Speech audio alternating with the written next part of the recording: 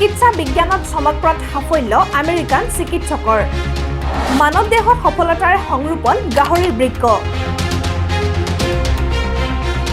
এই সফল পৰীক্ষণৰ পাছতে চৰ্চাত অসম সন্তান ডাক্তৰ ধনীৰাম বৰুৱা কিন্তু কিয় বিশ্বৰ চিকিৎসা বিজ্ঞানতকৈ 24 বছৰ আগতেই দৌৰিছিল এইগৰাকী চিকিৎসক ডাক্তৰ ধনীৰাম বৰুৱা কিন্তু সেই সময়ত ডাক্তৰ বৰুৱাৰ সেই গৱেষণাক নস্যাৎ কৰাৰ লগতে ককৰ্থনাৰ সন্মুখীন হৈছিল ডাক্তৰ ধনীৰাম বৰুৱা আজি তেওঁৰ সৃষ্টিৰ আলমতে যেতিয়া আমেৰিকাৰ এডল চিকিৎসকে মানৱ দেহত গাহৰিৰ বৃক্ক সফলতাৰে সংৰোপণ কৰাৰ পাছতেই প্ৰশংসাত পঞ্চমুখ সমগ্ৰ বিশ্বৰ লগতে অসমতো প্ৰশংসাৰে উপচাই পেলাইছে উক্ত অস্ত্ৰোপচাৰৰ নেতৃত্বত থকা ডাক্তৰ ৰবাৰ্ট মণ্টগমাৰী কিন্তু 1997 চনতে সম্পন্ন কৰা অসমীয়া চিকিৎসক ডাক্তৰ ধনীৰাম বৰুৱাক বৌদ্ধিকভাৱে হত্যা কৰা হৈছিল আৰু তেখেতৰ গৱেষণাক চৰকাৰীভাৱে হত্যা কৰিছিল সেই সময়ৰ ৰাজ্য চৰকাৰখনে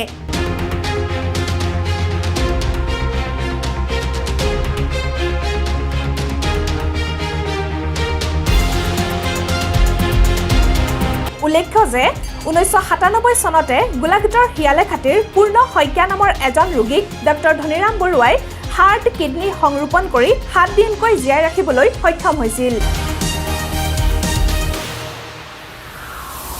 সেই সময়তে চিকিৎসক ডাক্তৰ ধনীৰাম বৰুৱাই কৈছিল যে গাহৰিৰ যিকোনো অংগ মানৱ দেহত সংৰোপণ কৰিব পৰা যাব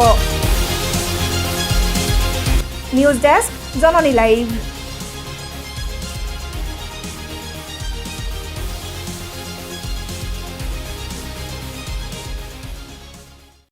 আপোনাৰ ঘৰখনৰ লগত যেতিয়া আপুনি কম্প্ৰমাইজ নকৰে সেই ঘৰখন সজোৱা ফাৰ্নিচাৰৰ কোৱালিটিৰ লগত আপুনি জানো কম্প্ৰমাইজ কৰিব